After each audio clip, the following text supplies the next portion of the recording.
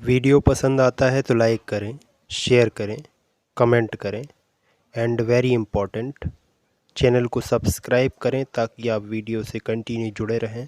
धन्यवाद। दोस्तों नमस्कार, स्वागत है आपका।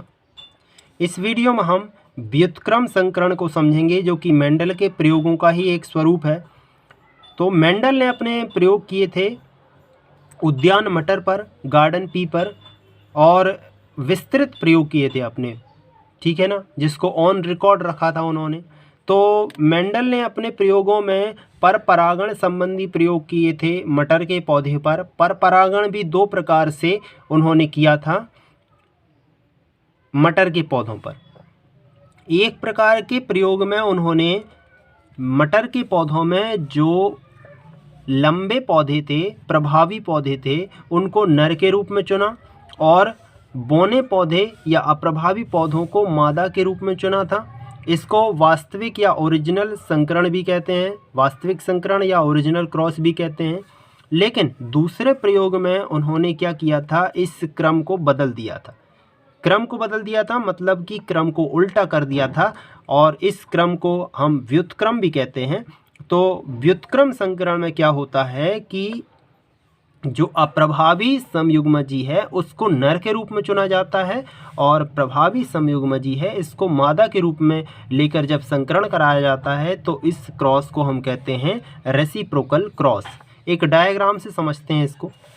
तो चूंकि मटर का पौधा द्विलिंगी पौधा होता है, इसमें जो पुष्प है यह द्विलिंगी पुष्प है, इसमें परागकण भी है और वर्तिकाग्र भी है, यानी नर जनन अंग भी है और मादा जनन अंग भी है।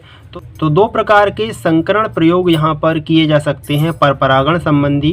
एक तो यहाँ पर इस समयुग्मजी प्रभावी लंबे पौधे के परागकणों का इस्तेमाल किया जाए इस पौधे पर परागण करने के लिए, या फिर इस समयुग्मजी अप्रभावी बौने पौधे का इस्तेमाल किया जाए, इनके परागकणों का इस्तेमाल किया जाए इस लंबे पौधे पर परागण करने के लिए। तो पहले प्रकार को हम कहेंगे जो वास्तविक संकरण, ठीक है। पहले प्रकार के संकरण को हम वास्तविक संकरण कहेंगे जिसमें इस लंबे पौधे को इस प्रभावी पौधे के परागकणों का इस्तेमाल किया जा रहा है और इसका वर्तिकाग्र का इस्तेमाल किया जा रहा है इस बौने पौधे के। दूसरे प्रकार के संकरण को जिसको हम रेसिप्रोकल क्रॉस कहेंगे या व्युत्क्रम संकरण कहेंगे, इस बौने पौधे को नर के रूप में चुनेंगे जिसमें इसके हम परागकणों का इस्तेमाल करेंगे इस लंबे पौधे पर परागण करने के लिए। तो चूंकि यहाँ पर एक चीज़ कॉमन है कि इस बौने पौधे में जो बौनेपन का जीन है एक ही प्रकार का है, स्मॉल टी। तो यहाँ पर चाहे हम नर युग्मक का इस्तेमाल करें या मादा युग्मक का इस्तेमाल करें, वहाँ पर जीनोटाइप हमें स्मॉल टी ही मिलेगा। और यहाँ पर भी हम अगर नर युग्मक का इस्तेमाल करें या मादा युग्मक का इस्तेमाल करें, कोई भी गैमीट का इस्तेमाल अगर होता है इस पौधे में तो हमें यहाँ पर जीन के रूप में कैपिटल टी ही मिलेगा। कहने का अर्थ है इन दोनों पौधों में चाहे पर परागण इस रूप में किया जाए वास्तविक संकरण के रूप में या फिर रेसिप्रोकल क्रॉस कराया जाए इनके बीच में, यहाँ पर F1 जनरेशन में हमें एक हाइब्रिड ही देखने को मिलेगा जो इस पौधे के समान होगा क्योंकि ये लंबेपन का जीन प्रभावी है। तो इस सारणी से हम समझ सकते हैं कि जब भी संकरण होगा वास्तविक संकरण या व्युत्क्रम संकरण और उसमें हम चाहे हम नर युग्मक लंबे पौधे का लें और मादा युग्मक बौने पौधे का लें तो हमें संतान के रूप में हाइब्रिड ही मिलेगा। और व्युत्क्रम संकरण में भी अगर हम इस क्रम को बदल देते हैं, यहाँ पर बौने पौधे का हम नर युग्मक लेते हैं और लंबे पौधे का मादा युग्मक लेते हैं, तब भी हमें हाइब्रिड ही मिलता है।